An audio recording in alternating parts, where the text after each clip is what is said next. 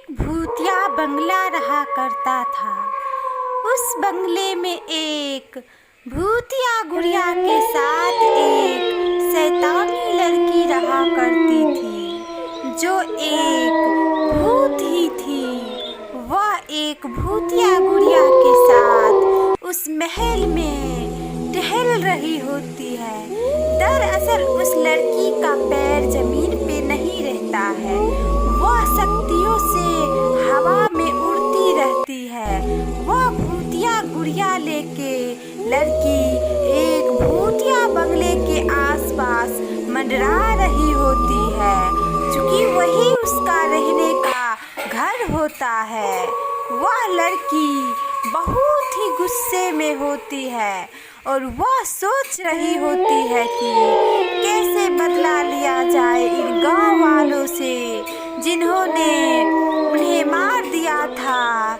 वह लड़की दरअसल जब वह लड़की गांव में रहती थी तो वह स्कूल जाती थी और स्कूल के रास्ते में एक बहुत सी अच्छी एक दुकान थी जहाँ पे बहुत सारी गुड़िया बिका करती थी। उस लड़की को वह गुड़िया पसंद आ जाती है और वह लड़की उस गुड़िया को लेने के लिए दुकान पे पहुंच जाती है, लेकिन दुकानदार उसे गुड़िया नहीं देती।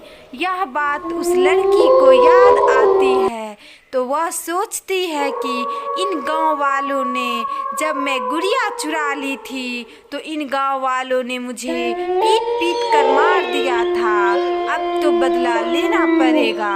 उसी रास्ते से एक बैलगाड़ी वाला गुजरता है और वह भूतिया बंगला के सामने ही गायब हो जाता है और वह अचानक से दूसरे भूतिया बंगले के पास आकर के पहुंच जाता है।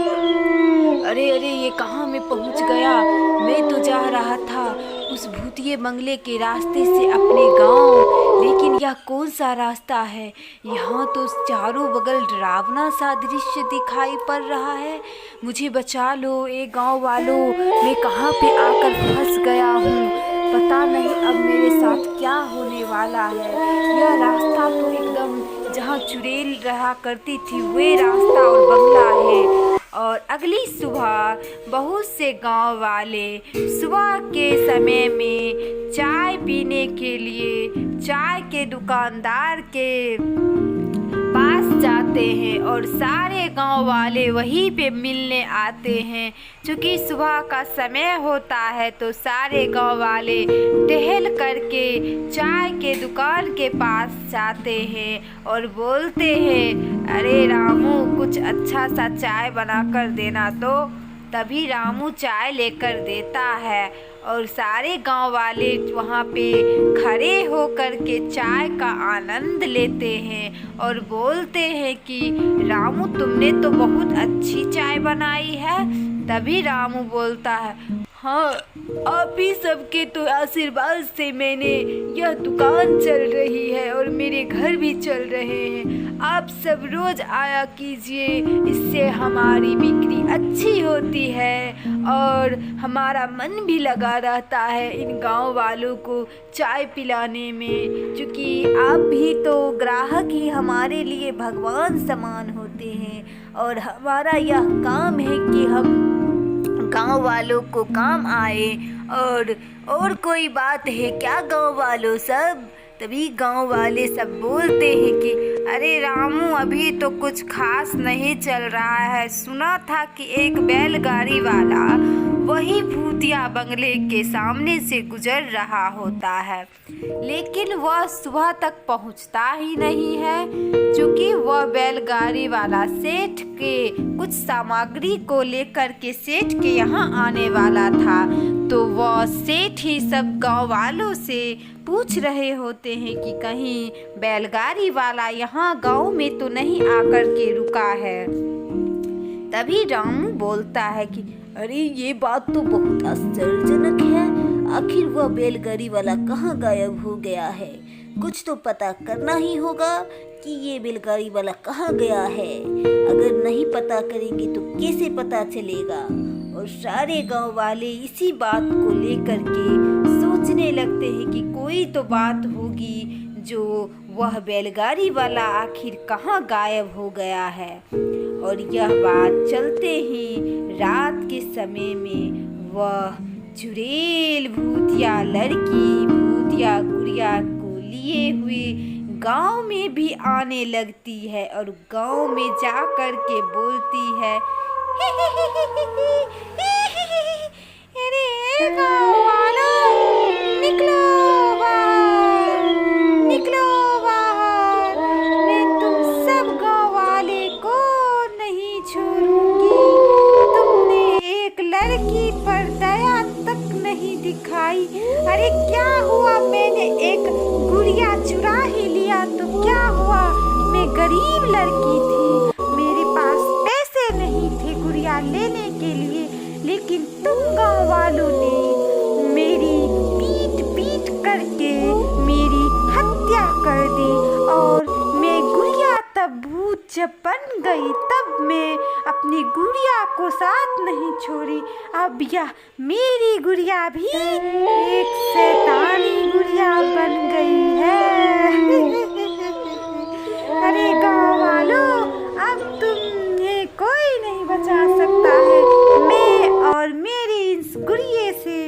अगली सुबह सारे गांव वाले सुबह होते ही एकत्रित हो जाते हैं और आपस में वे लोग जोर जोर से वार्तालाप करने लगते हैं और कहते हैं, अजी सुने हो, तुम लोग रात के समय में कोई लड़की सबको बोल रही थी कि निकलो गांव वालों, निकलो गांव वालों।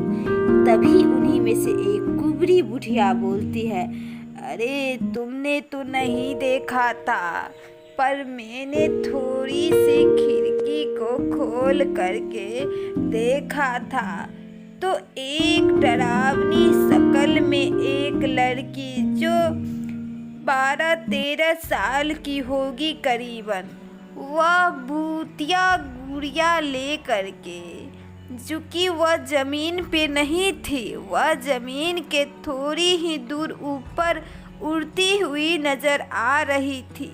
और वह लड़की बहुत देखने में डरावना थी।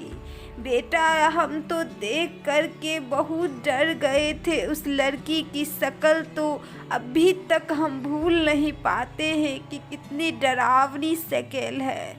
और उसके हाथ में जो गुड़िया थी उसकी भी शक्ल बहुत डरावनी थी और उसके दांत और आँखों से बहुत ही खून निकल रही होती है। और वही लड़की सारे गांव वालों को चिल्ला चिल्ला करके पुकार रही होती है। आखिरकार उसके साथ क्या हुआ था, तुम लोग मुझे कुछ बताओगे क्या? आखिर मैं तो कल ही आई हूँ, मैं तो वृंदावन गई थी घूमने के लिए। तभी एक और बुढ़िया थी जो सबसे पीछे खड़ी थी। वह बोलती है कि लगता है जो वही लड़की होगी जिसने एक भूतिया गुड़िया की चोरी की थी और दुकानदार ने उसे पीट पीट करके मार डाला था। तभी बुढ़िया बोलती है, कुबरी, क्या तुम सब गांव वाले ने उसे बचाया तक नहीं जब वह दुकानदार मार रहा था? तो बोलती है नहीं। तो बुढ़िया बोलती है, चलो एक बाबा को हमने देखा है और बाबा जो थे वह बहुत से अच्छी बगीचे में बाबा टहल रहे होते हैं, लेकिन उन्हें गांव वालों की आवाज़ सुनाई देती है कि उन्हें वह पुकार रहे होते हैं। तो वह बाबा चले जाते हैं और वहाँ गांव वालों के पास बाबा जा कर के बोलते हैं कि क्या बात है, तुम आज गांव वालों सब यहाँ पे क्यों आए हो? तभी गांव वाले सारे बोलते हैं कि बाबा, मेरे गांव में बहुत ही बड़ा समस्या आ गई है और इस समस्या से कैसे निपटारा किया जाए। तो बाबा बोलते हैं, कैसी समस्या? तुम लोगों को कुछ खराबी तो नहीं किया है तुम लोगों ने, किसी के साथ बुरा तो नहीं ना किया है, गलत नहीं किया है, तो तुम लोग ऐसे घबरा क्यों रहे हो? आखिरकार तुम लोगों से हुआ क्या है? कुछ बताओगे तभी तो मैं तुम्हारी इस समस्या का हल बताऊंगा।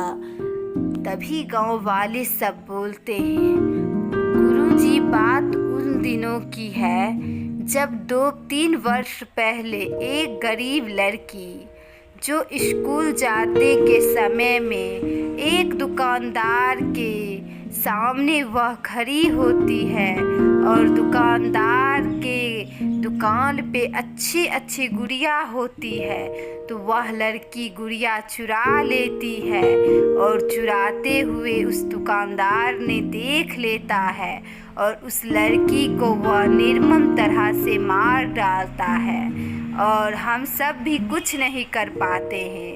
तभी बाबा बोलते हैं, ये बात तो तुम सब ने बहुत ही गलत किया।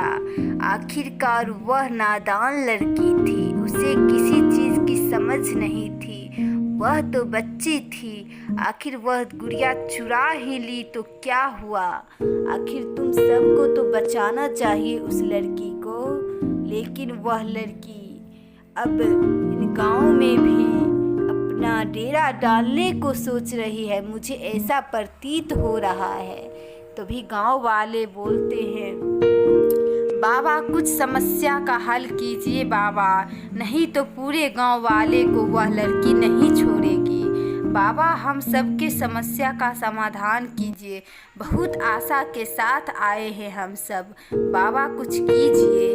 तभी बाबा बोलते हैं, ठीक है तुम सब जाओ और मैं वह भूतिए बंगले पे जाऊंगा और उस लड़की को बस में करूंगा। और दूसरी तरफ बाबा उस भूतिए बंगले में चले जाते हैं। सीताराम सीताराम सीताराम। इस भूतिए बंगले की तो चारों तरफ ही सुनसान पड़ी हुई है।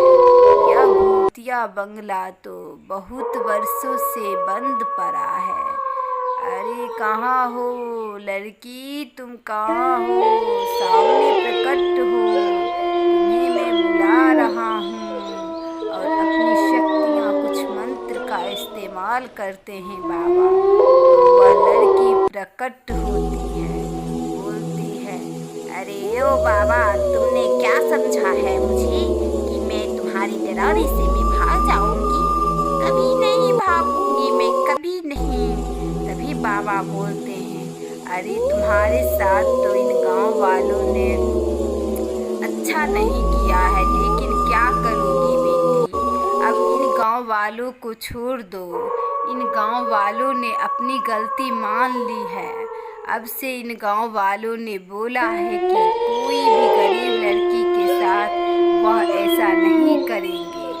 छोड़ दो इन गांव वालों का पीछा करना और चली जाओ यहाँ से। तो तभी वह लड़की बोलती है, क्या चली जाऊँ और इन गांव वालों से बिना बतला लिए? मैं नहीं जाने वाली हूँ, मैं कभी नहीं जाऊँगी, कभी नहीं जाऊँगी। तभी बाबा बोलते हैं, नहीं जाओगी कैसे, तुम्हें जाना ही पड़ेगा, नहीं तो मैं तुम्हें ज़बरदस्ती अपने मंत्र और शक्तियों का प्रयोग करके तुम्हें मैं भेज कर ही रहूँगा दूसरी दुनिया में। और बाबा कुछ मंत्र का जाप करने लगते हैं। लड़की बोलती है, नहीं नहीं नहीं, मुझे छोड़ दीजिए, मैं चली जाऊँगी, मुझे छोड़ दीजिए, मैं इन गाँव वालों को कभी नहीं माफ़ करूँगी। आप आखिर इस बीच में क्यों आ गए? मैंने तो आपका कुछ नहीं बिगाड़ा है, तो आप क्यों मुझे बांधना चाहते हैं इस मंत्र के अंदर? तभी बाबा बोलते हैं, तुमने गांव वालों को बहुत परेशान किया है, तुम्हें जाना ही पड़ेगा यहाँ से, नहीं तो इन गांव वालों का जीना मुश्किल हो जाएगा। और अगर तुम नहीं गई तो तो मैं तुम्हें अपने मंत्रों से जबरदस्ती भेज करके बांध दूंगा और तुम्हें एक बोतल में कैद कर लूँगा। और बाबा मंत्र का जाप करने लगते हैं और उस लड़की पे जल को फेंक देते हैं और वह भूतिया लड़की जो भूतिया गुड़िया को लिए रहती है वह मंत्रों के अंदर बंध जाती है और वह लड़की चिल्लाते हुए गायब हो जाती है। तभी बाबा वहाँ पे बहुत सारे मंत्रों का उपचार करके उस भूतिए बंगले को ही बांध देते हैं ताकि फिर से इस भूतिया बंगला के आसपास कोई नकारात्मक शक्ति ना आ जाए। और बाबा अच्छी तरह से उस भूतिए बंगले को ही बांध करके चले जाते हैं।